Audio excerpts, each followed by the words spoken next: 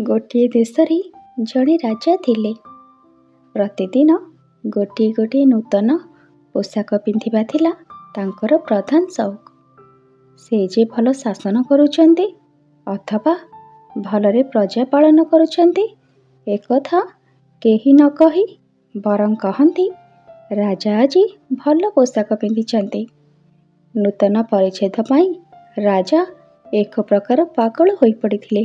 ଥରେ ସେ ଘୋଷଣା କଲେ ଯେ ଯେଉଁ କାରିଗର ତାଙ୍କ ପାଇଁ ସମ୍ପୂର୍ଣ୍ଣ ଏକ ନୂତନ ଧରଣର ପୋଷାକଟିଏ ତିଆରି କରିପାରିବ ତାକୁ ସେ 1,000 ସ୍ୱର୍ଣ୍ଣ ମୁଦ୍ରା ପୁରସ୍କାର ଦେବେ।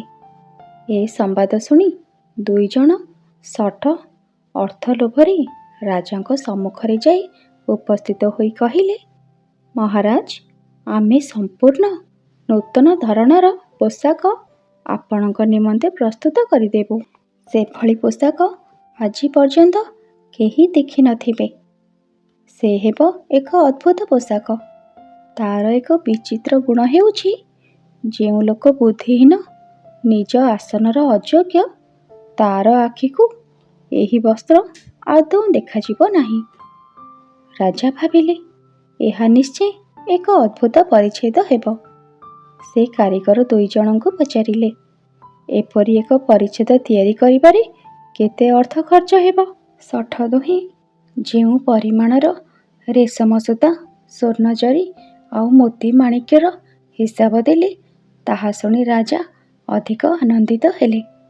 ସେ ଭାବିଲେ, ଏଭଳି ମୂଲ୍ୟବାନ ପୋଷାକ ତ ମୋ ଭଣ୍ଡାରରେ ନାହିଁ। ତହୁଁ ସେ କାରିଗର ଦୁହିଁଙ୍କୁ କହିଲେ, ଆଜିଠାରୁ 15 ଦିନ ମଧ୍ୟରେ ଏହି ପୋଷାକ ସମ୍ପୂର୍ଣ୍ଣ କରି ଆମ୍ଭକୁ ଦେବ। ଏହି ମୂଲ୍ୟବାନ ପୋଷାକ ପିନ୍ଧି ଆମ୍ଭେ ଏଥର ଆମ୍ଭ ଜନ୍ମଦିନ ପାଳନ କରିବୁ। ଶଠ ଦୁଇଜଣ ତନ୍ତ ପାଖରେ ବସି ବସ୍ତ୍ର ବୟନର ଛଳନା କଲେ। ରାଜଭଣ୍ଡାରରୁ ଯେତେ ରେଶମ ସୂତା, ସ୍ୱର୍ଣ୍ଣ ଜରି, ମଣି ମାଣିକ୍ୟ ଇତ୍ୟାଦି ପାଇଲେ ସେ ସବୁକୁ ଲୁଚାଇ ରଖିଲେ। ଦିନରାତି ତନ୍ତ ପାଖରେ ବସି ମିଛରେ ବୟନ କରିବା ଭଳି ଅଭିନୟ କଲେ। ଦିନକୁ ଦିନ ସେ ଦୁହିଁଙ୍କ ରାଜଭଣ୍ଡାରରୁ ଅଧିକରୁ ଅଧିକ ପରିମାଣର ସ୍ୱର୍ଣ୍ଣ ଜରି ଆଉ ମଣି ମୁକ୍ତା ଇତ୍ୟାଦି ମିଳିଲା। ଏହି ଅଦ୍ଭୁତ ବସ୍ତ୍ର ଦେଖିବା ପାଇଁ ରାଜାଙ୍କ ମନରେ କ୍ରମେ ଆଗ୍ରହ ବଢ଼ିଲା। କିନ୍ତୁ ତାଙ୍କର ମନେ ପଡ଼ିଲା ଯେ କାରିଗର ଦୁହେଁ କହିଛନ୍ତି, ନିତାନ୍ତ ବୋକା ଆଉ ଅଯୋଗ୍ୟ ବ୍ୟକ୍ତିଙ୍କୁ ଏହି ପୋଷାକ ଦେଖାଯିବ ନାହିଁ। ତେଣୁ ସେ ପ୍ରଥମେ ତାଙ୍କର ପ୍ରଧାନ ମନ୍ତ୍ରୀଙ୍କୁ ପଠାଇଲେ। ସେତେବେଳକୁ ଏହି ଅଦ୍ଭୁତ ବସ୍ତ୍ର ବିଷୟରେ ରାଜ୍ୟସାରା ପ୍ରଚାର ହୋଇଗଲାଣି। ପ୍ରତ୍ୟେକ ଲୋକ ରାଜାଙ୍କର ଜନ୍ମଦିନ ପାଳନକୁ ଅପେକ୍ଷା କରି ରହିଥାନ୍ତି। ପ୍ରଧାନମନ୍ତ୍ରୀ ଯାଇ ଦେଖିଲେ, କାରିଗର ଦୁହେଁ ବସ୍ତ୍ର ବୟନରେ ବ୍ୟସ୍ତ, ଅଥଚ ତନ୍ତଟି ଶୂନ୍ୟ, ସେଥିରେ କୌଣସି ବସ୍ତ୍ର ହିଁ ନାହିଁ। ସେ ଭାବିଲେ, ମୁଁ ତ କାହିଁ ସୂତା ଖିଅଟିଏ ମଧ୍ୟ କେଉଁଠି ଦେଖିବାକୁ ପାଉନାହିଁ। ତେବେ କ'ଣ ମୁଁ ବୁଦ୍ଧିହୀନ, ପ୍ରଧାନମନ୍ତ୍ରୀ ପଦ ପାଇଁ ଅଯୋଗ୍ୟ? ମନ୍ତ୍ରୀ ଚିନ୍ତାମଗ୍ନ ହୋଇପଡ଼ିବାର ଦେଖି ଜଣେ ଶଠ କହିଲା, ପ୍ରଧାନମନ୍ତ୍ରୀ ମହୋଦୟ, ଏ ବସ୍ତ୍ରଟି ଆପଣଙ୍କ ପସନ୍ଦକୁ ଆସୁଛିଟି? ତାପରେ ସେ ଶୂନ୍ୟ ତନ୍ତକୁ ଅଙ୍ଗୁଳି ଦେଖାଇ କହିଲା, ଏଠାରେ ଏ ରଙ୍ଗଟି କିପରି ମାରୁଛି? ସେଠାରେ ଯେଉଁ ସ୍ୱର୍ଣ୍ଣ ଜରି ଦିଆଯାଇଛି ଆଉ ତା ପାଖରେ ଯେଉଁ ମୁକ୍ତା ମାଣିକ୍ୟ ଗୁଡ଼ିକ ଖଞ୍ଜା ହୋଇଛି ତାହା ଆପଣଙ୍କ ମନକୁ ପାଉଛି ତ? ପ୍ରଧାନମନ୍ତ୍ରୀ ବଡ଼ ଚିନ୍ତାରେ ପଡ଼ିଗଲେ। ସେ ଯଦି କହିବେ ଯେ କିଛି ଦେଖିପାରୁନାହାନ୍ତି, ତେବେ ସେ ବୋକା ଆଉ ନିଜ ଆସନ ପାଇଁ ଅଯୋଗ୍ୟ ବୋଲି ପ୍ରମାଣିତ ହେବେ। ରାଜା ହୁଏତ ଏହା ଜାଣି ତାଙ୍କୁ ପ୍ରଧାନମନ୍ତ୍ରୀ ପଦରୁ ତଡ଼ି ଦେବେ। ତେଣୁ ସେ ମଧ୍ୟ ଛଳନା କରି କହିଲେ, ନିଶ୍ଚୟ ନିଶ୍ଚୟ, ଏହା ଏକ ଚମତ୍କାର ପୋଷାକ।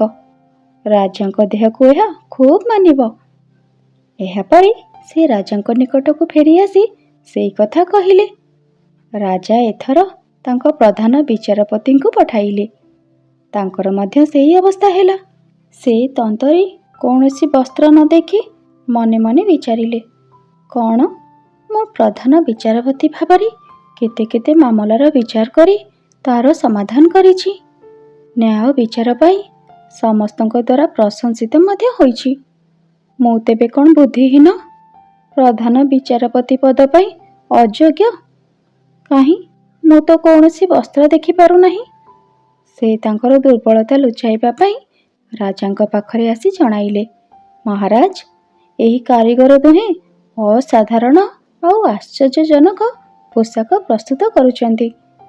ଏଥର ରାଜା ସ୍ୱୟଂ ତାଙ୍କର କେତେକ ବିଶ୍ୱସ୍ତ କର୍ମଚାରୀଙ୍କ ସହିତ ନିଜେ ଯାଇ ତନ୍ତ ନିକଟରେ ଉପସ୍ଥିତ ହେଲେ।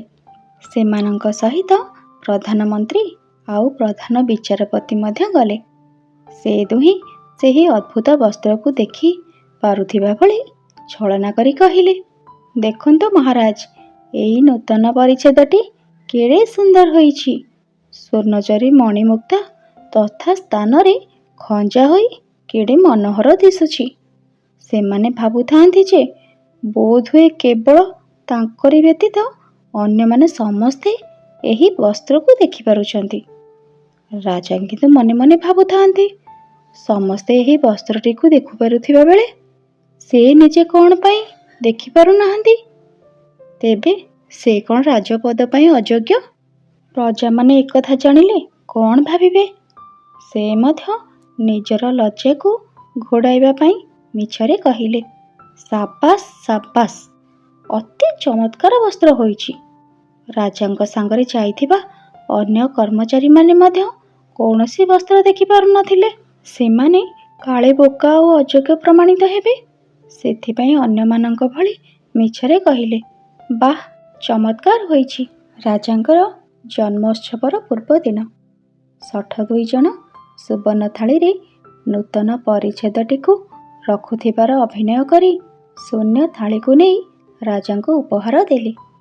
ଏହାପରେ ରାଜାଙ୍କଠାରୁ ପୁରସ୍କାର ନେଇ ସେମାନେ ଚାଲିଗଲେ। ଜନ୍ମଦିନ ସକାଳୁ ରାଜାଙ୍କର ଭୃତ୍ୟ ତାହାକୁ ନୂତନ ପରିଚ୍ଛେଦଟି ପିନ୍ଧାଇ ଦେବାକୁ ଆସିଲା। ଦେଖିଲା ଥାଳିଟି ଶୂନ୍ୟ, ତା ଭିତରେ ପ୍ରକୃତରେ କୌଣସି ପୋଷାକ ନାହିଁ। ସେ କହିଲା, ମହାରାଜ, ମୁଁ ପଛକେ ବୋକା ଆଉ ଅଯୋଗ୍ୟ ବୋଲି ପ୍ରମାଣିତ ହୋଇପାରେ, କିନ୍ତୁ ଆପଣଙ୍କୁ ଖୁସି କରିବା ପାଇଁ କେବେ ହେଲେ ମିଥ୍ୟା କହିପାରିବି ନାହିଁ। ପ୍ରକୃତରେ ଏହି ଥାଳିରେ କୌଣସି ବସ୍ତ୍ର ନାହିଁ। ମୋର ମନେ ହୁଏ ସେ 2 ଜଣ ମିଥ୍ୟାବାଦୀ ଆଉ ଠକ ଅଟନ୍ତି। ଆମକୁ ଠକି ବହୁତ ଅର୍ଥ ନେଇ ପଳାଇଛନ୍ତି। ରାଜା ଏକଥା ଶୁଣି ନିଜର ଭ୍ରମ ବୁଝିପାରିଲେ ଏବଂ ମନେ ମନେ ଅତ୍ୟନ୍ତ ଲଜ୍ଜିତ ହେଲେ। ସେହି ଦିନ ତାଙ୍କର ସୌଖିନ ପୋଷାକ ପ୍ରତି ମମତା ଛାଡ଼ିଗଲା। ସେ ଏଣିକି ରାଜକାର୍ଯ୍ୟରେ ମନୋନିବେଶ କଲେ। ଶଠ 2 ଜଣ ସମଗ୍ର ରାଜ୍ୟର ଲୋକଙ୍କୁ ବୋକା ଆଉ ଅଯୋଗ୍ୟ ପ୍ରମାଣ କରି ପ୍ରଚୁର ଅର୍ଥ ନେଇ ଚାଲିଯିବା ପୂର୍ବରୁ ଧରାପଡ଼ି କଠିନ ଶାସ୍ତି ଭୋଗ କଲେ।